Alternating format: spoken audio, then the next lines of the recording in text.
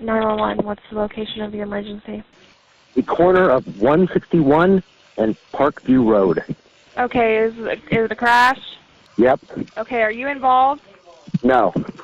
Okay. I live here. One of my deputies were involved? Yes.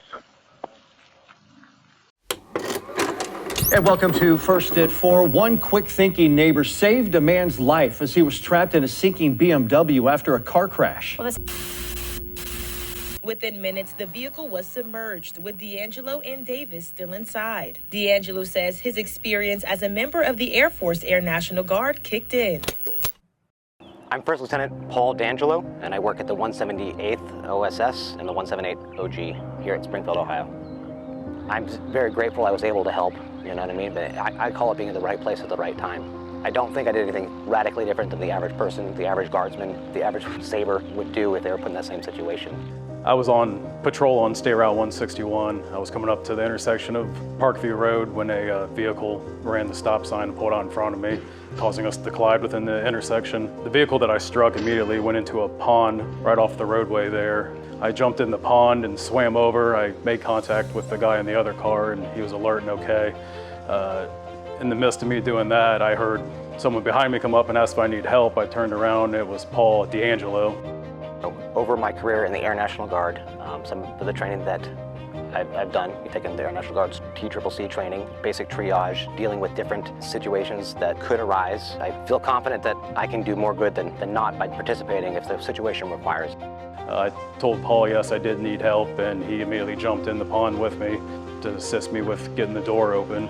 While I was still trying to get the driver's side door open, Paul was able to go in through the back and unhook the seatbelt of the driver. Paul yelled at me and I turned around and I seen the vehicle was beginning to sink again. I jumped back in. By the time I swam back over, the vehicle was completely underwater with the occupant still in the driver's seat.